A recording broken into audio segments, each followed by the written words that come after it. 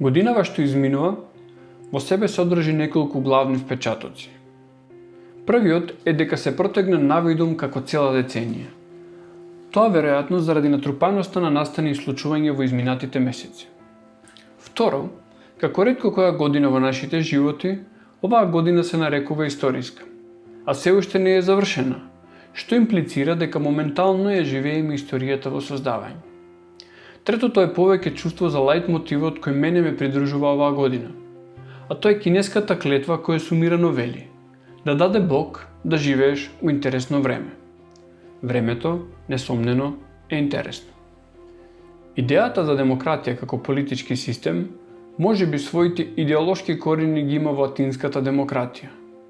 Но модерниот принцип кој ние го нарекуваме демократија, несомнено потекнува од времето на Француската револуција и периодот на создавањето на Соединетите Американски држави.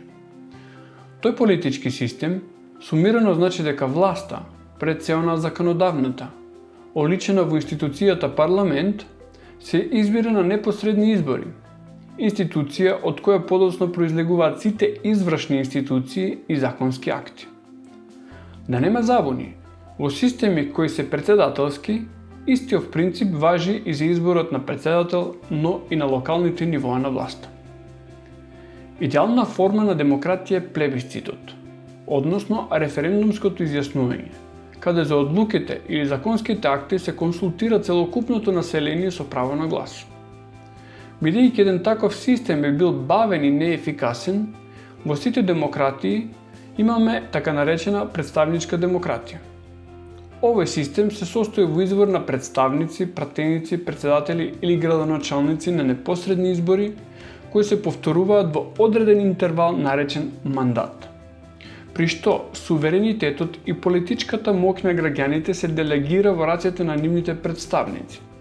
Затоа нели представничка демократија. Демократијата доаѓа како наследник на одредени авторитативни и апсолутистички режими, во прв ред апсолутните монархии и комунистичките режими. Првите својот пат го бележат по Француската револуција, при што беа заменити со комплетно републикански демократии или со парламентарни монархии, чие што влијание и моќ беше сведено на церемонијално, додека вторите преминаа во парламентарни републикански демократии во раните 90-ти години на минатиот век по распадот на Советскиот сојуз и целокупниот источен блок. Остана Кина и уште неколку помали држави низ светот, но на тоа ќе се навратиме малку подоцна. Секој политички систем е придружен со соодветен економски систем. Во случајот на апсолутните монархии тоа е феудалниот систем, додека во комунистичките диктатури стануваше збор за договорна економија. Во демократијата се подразбира приватната сопственост и капиталистичкиот економски систем каде пазарот, а не државата го наметнува соодносот меѓу економските чинители. Многу пати сум размислувал во која насока би се одвивала еволуцијата на демократијата и капитализмот. Со оглед на тоа дека тие со своето појавување беа навистина подобрување и унапредување на системот кој историски им претходеше, а тоа беше феудализмот. Значи и новиот систем би требало да биде своевидно унапредување. Но дали? Оваа фасцинантна и долга година, набиена со настани и новости, ни отвори перспективата кон оно што, по се изгледа, е системот кој подолго се подготвува да го замени постоечкиот. За да дојдам до него, морам да се осврнам на една феноменологија на која бевме и се уште сме сведоци годинава. Во периодот по Втората светска војна, пред се во така наречениот слободен свет, заради страв од продорот на комунистичките идеи и влијанија, дојде до невиден подем на демократијата и човековите слободи и права. Се она што не беше дозволено отаде железната завеса, на запад го имаше. Економски просперитет, изобилие, слобода и пред се можност за патување, слобода на говор и изразување, можност за различно политичко мислење и така натаму, листата е долга.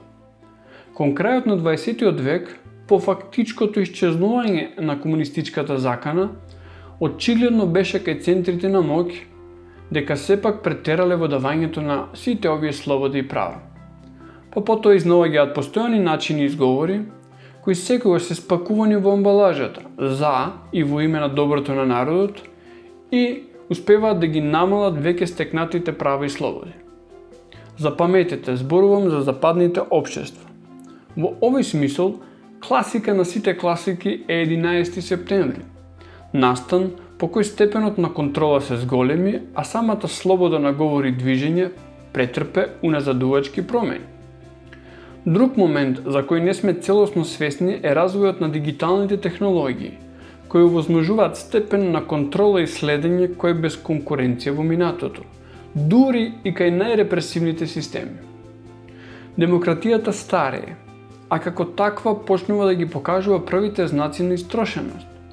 Речиси сите нејзини актери се корумпирани, зависни од влијание на крупниот капитал и во најдобар случај неспособни. Додека економскиот систем веќе не наликува на тој класичен капиталистички модел на здрава конкуренција и надпревар на пазарот, туку оние што доминираат се наднационални мегакорпорации, кои конечно го остваруваат идеалот на Џон Ди Рокфелер, кој вели: конкуренцијата е зло. Секогаш постоеле одредени идеолошки граничници во форма на дежурно зло со кое се остварувало тој степен на контрола. Тоа беа комунистите за западниот свет или политичките неистомисленици на исток. Подоцна таа улога комплетно премина во рацете на така наречениот радикален ислам, кој добри 2 децении го држеше приматот на ударна и вдешувачка вест на насловните страници. И одеднаш, почеток на оваа 2020 година, Вухан, Кина, коронавирус, невидлив непријател, COVID-19, ужас, страв, апокалипса, локдаун, полициски час, маски, социјална дистанца, миење раце, лудило. Во сите земји, или речиси во сите, скоро панично се премина во копирање на вуханскиот модел. Намерно не велам кинескиот, затоа што комплетното затворање не беше спроведено во цела Кина, туку само во Вухан. И добро знаеме дека останатите големи кинески градови воопшто не беа опфатени со ширењето на вирусот. Но за таа сметка настрада остатокот од светот. Чудно, нели? Нема да се навраќаме во анализа на се што се случи изминативе месеци, освен на овој феномен на копирање на вуханскиот модел. Во сите земји се формираа одредени кризни тела. Беше прогласен воредна состојба и со тоа на овие кризни тела им се даде неверојатно голема извршна моќ. Како резултат на одлуките на овие тела беа воведени сите мерки кои сите добро ги знаеме. Блокирање на економијата, социјална дистанца, носење маски, протоколи во институции, затворање на граници и така натаму. Кој ги назначи овие тела? Обично владите на соодветните земји. Парламентот, како единствено тело кое по устав го има правниот габарит да донесе овакви драконски мерки, беше бајпасиран со одлука за воредна состојба. Плюс, многу лесно беа заплашени парламентарците со фактот дека заседавањето на парламентот значи масовно собирање, а такво нешто не смее да се случи додека го имаме невидливиот непријател.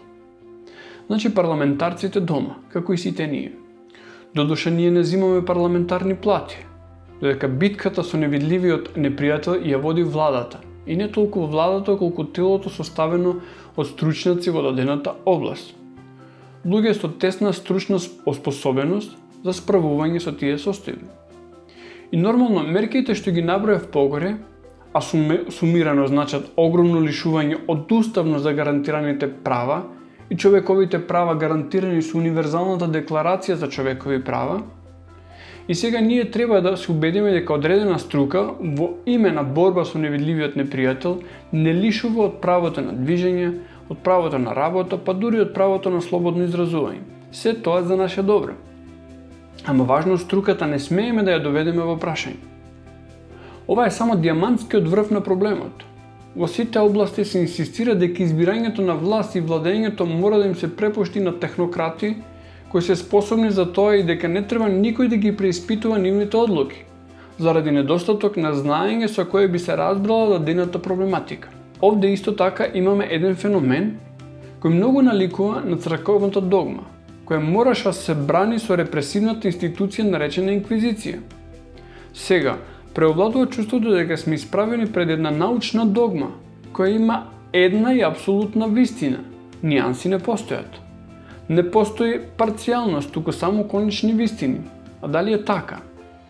Дали забележувате дека се релативизира, исмева и неретко осудува и цензурира секој разговор за здрав живот, за органска храна, за незагаден воздух, за витамини и пред се за позитивни мисли. А од друга страна, скоро како да се вришти со само еден збор – вакцина. На почетокот на видеото споменав за методите со кои ќе биде спроведена технократијата. Прво имаме проблем. Потоа имаме решение кој подразбира онеспособување на демократските институции и инсталирање на специјални тела составени од стручњаци и трето максимална употреба на новите дигитални технологии. Живееме во време кога многу технологии во своето име го содржат префиксот смарт. Смартфон, смарт TV, смарт кар, смарт хаус, смарт сити, да не набројувам до крај. Нема ништо паметно во овие технологии. Напротив, употребата на повеќето од нив се повеќе го изземаат активното учество на корисникот, а со тоа и употребата на мозокот. Но пред се, нивната намена е за мониторинг и следење. Сведоци сте дека не постои веб страна на која сакате да пристапите, а да не морате да ги прифатите употребувањето на така наречените колачиња. Мониторингот и следењето се речиси целосни, а опасно е што не се спроведени од соодветните владини институции, туку од приватни и наднационални корпорации од дигиталната сфера. Дури и самите влади, ако сакаат да искористат дел од тие податоци, мораат да ги побараат од самите корпорации. Корпорациите, овие скапоцени податоци, најчесто во форма на метаподатоци, ги користат за следење на потрошувачките навики и уште поважно за наметнување на потрошувачки навики за кои ти имаат интерес. Додека ние седевме дома, истероризирани од идејата дека секој излегување надвор може да не чини живот, глобалната економија се урушуваше под својата тежина. Но оне грст корпорации кои претходно беа на врвот на листата на најбогати корпорации, во рек од неколку месеци вртоглаво го зголемија својот капитал. Уште не е очигледно? За да направам една финална илустрација, ќе го цитирам хрватскиот водител и истражувач Крешимир Мишак кој вели: преку ден работиме за корпорација, обично прекувремено. Дома гледаме корпорацијски реклами. Потоа, како резултат на истите купуваме корпорацијски нездрави производи, од работата и од лошата храна се разболуваме и на крај се лечиме во корпорацијско здравство. Секој што пробал да создаде некоја мала економска реалност, знае дека набрагу ја осеќа силината на системот кој го изфрла како туѓо тело. Она кон што се стремат светските трендови е технократија и корпоратизам. А како што вели Деви Тајк, ако сакате да видите како ќе изгледа Западот за 20 години, доволно е да погледнете Кина денес. Дали има надеж? Секако дека има. Демократијата и пазарниот капитализам не се совршени. Но тие се последниот остров на надеж каде ние обичните луѓе на еден или на друг начин имавме удел во системот на контрола на нашето општество. Според мене, мораме цврсто да застанеме за системот на парламентарната демократија, а дури потоа, однатре да го менуваме системот еволутивно кон нешто подобро и унапредувачко, како политички, така и економски. Јас сум Татонџа. Секој е добро.